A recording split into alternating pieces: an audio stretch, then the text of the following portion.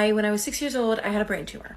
I'm fine, I'm all Gucci now, but I had a brain tumor in my cerebellum, which is your center of motor skills, balance, all that fun stuff. After my second surgery, I gained a ton of weight, like unexplained. And when my mom asked the neurosurgeon about it, the neurosurgeon says, well, you know, sometimes the hypothalamus gets jiggled around in there. So my entire life, I've worked out 5 times a week. I have watched what I've eaten. My numbers, my blood work is stellar. But I'm still fat because I got a jiggled hypothalamus. Yes, my thyroid's been checked. It's fucking fine. Health comes in any size. You're hot. Bro, this shit fucking hurts. It always hurts me when I see a black person being fat phobic. It just crushes me. Especially because one of the origins of fat phobia was literally racism. Prior to the Atlantic slave trade, Europeans actually found plushy, chubby to fat women extremely desirable and as a sign of health, whereas people who were thinner were sick and weird, specifically ugly. But during the Atlantic slave trade, many Europeans realized that many African enslaved folk shared similar proportionate chubby to fat sizes that they considered desirable, specifically black women. So in a desperate attempt to essentially perpetuate racial inferiority, they decided to just switch up the whole narrative and use science to back it up. This is what I mean when I say it's never been about health. Also, I'm reading this book called Fearing the Black Body, where Sabrina Strings goes into detail about this, using multiple historical references. It's really good. I beg, please stop with the fat phobia.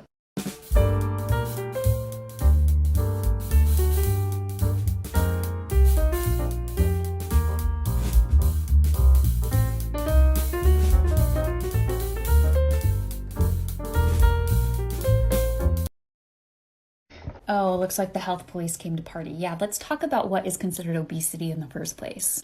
So the guidelines that we use to decide whether someone is, quote, obese or not, is actually based off a system that was originally created to justify social eugenics. Not only that, they found that once health problems started to arise, not even all the time, the person's BMI had to be out of 40. Yet regardless of that piece of information, that actually only applied for just the white people, that didn't even take into account how none of their research actually was accurate for black people or people of color, they still decided to set the BMI standard of obesity at 30. What? That makes no sense, except it does. Why? Because the people backing this research were the only 2 pharmaceutical companies that had the only 2 weight loss drugs on the market. So essentially they needed to scare people into thinking that they were at risk for health conditions when really they weren't. Also, people in the overweight and, quote, obese category statistically live longer than those in the normal and underweight. The more you know.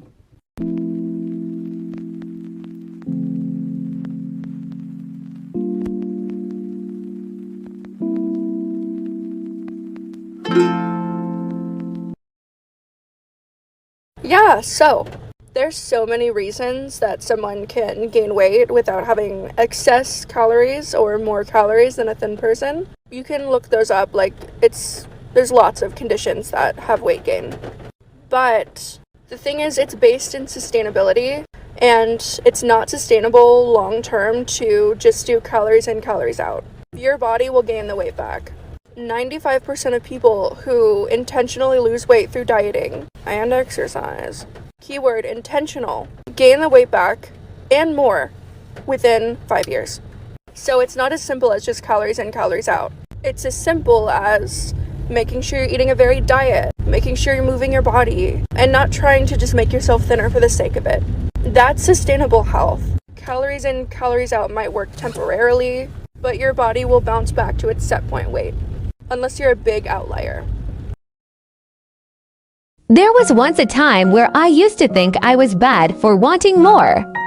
Why am I still hungry? Why can't I have the willpower to not want more? Why do I feel hungry again? It took a long time for me to learn that hunger is okay. Food is a basic human need.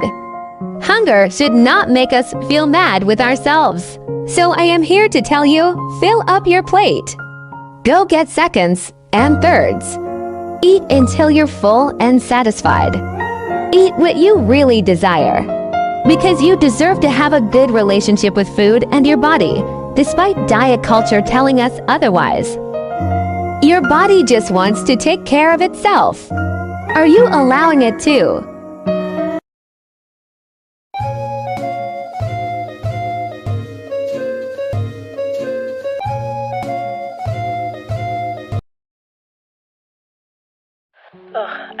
so much today. I probably won't eat it all tomorrow. Yeah, I peed so much today. I just won't pee tomorrow. What? Well, I mean, like, I just really indulged myself and peed a lot, so I don't think I deserve it. But you have to. Like, your body needs to go. And your body needs to eat.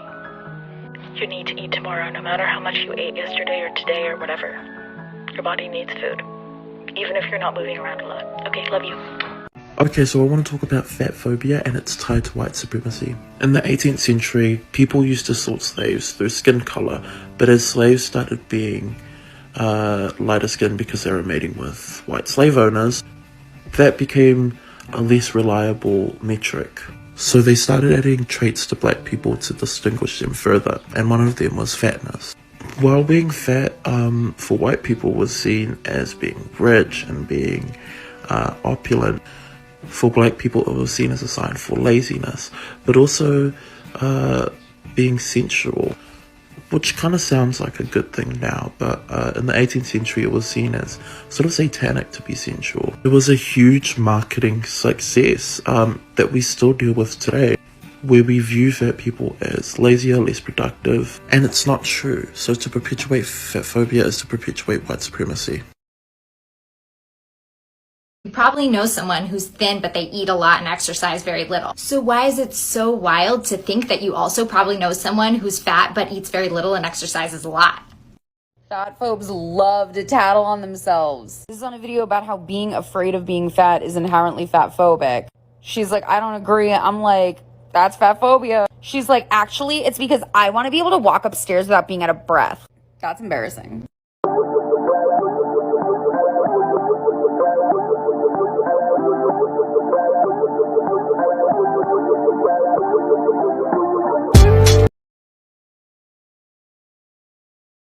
Do you want to know something crazy? This is my body. Do you want to know something crazier? I don't hate it. Do you know that you can actually have a body and not hate it? Right, it's about the fourth time I've filmed this now because I'm getting angry. I've had quite a few comments this week of people saying things like, oh, well, it works for me. Oh, well, I've lost such and such weight. Well, I know someone who works for. Each to their own. Slimming World, Weight Watchers, Slim Fast don't work for anyone. The vast majority of people are going to lose weight when you first start. Then it's going to stop. Then about 90% of people are either going to regain it, regain more weight, hello, or in some cases, get a fucking eating disorder. I lost 4 stone at Slimming World. So don't be sat there thinking that just because you've lost weight now, that you've won in that equation. You ain't, they're playing you. No one in diet culture, in any diet company, is winning unless you are the owner of that business, because that's where the money's going. Diet clubs will feed you lies about nutrition and health and tell you that being thin equals healthy. It's not. It's fat phobic. It's inaccurate. They want your money. They don't give a shit about your health or your well-being.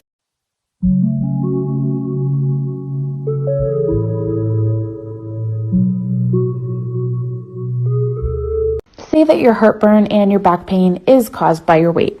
What are we going to do about that? If I were to prescribe you a low-calorie diet and exercise, I know that 1 to 2/3 of that weight is going to be regained in 1 year, and almost all of it will be regained within 5. Health at Every Size is actually a multidisciplinary approach that shifts the focus from weight management to health promotion. So instead of using weight as a barometer for success, we focus on health behaviors. Health at Every Size is also a social justice movement. Patients in larger bodies face many disparities. Healthcare providers spend less time with them, are more reluctant to perform screening tests like mammograms and pelvic exams, and they're less likely to seek medical help. You are right about the shaming piece, that's called weight stigma, which negatively impacts patients even on a physiologic level. Several well-designed randomized control trials have found that health at every size leads to better patient outcomes. Just a reminder that I am very fat and very sexy, and I am 100% glorifying obesity, and there's nothing you can do about it. Now this is problematic, but here's why. I will not be commenting whether I have or not. because that's not the point. But let's say, for hypothetical purposes, that my body has changed. You don't know what it took to get there. If I was starving, restricted, dehydrated, overexercised, all in the name of health. I'm on a ED recovery journey, not a weight loss journey.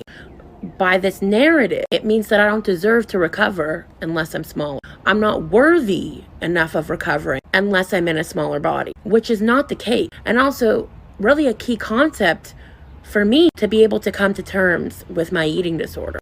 It was really hard for me to let go of that dream, but that dream kept me the sickest. So yes, I'm striving for health, but it has nothing to do with weight loss.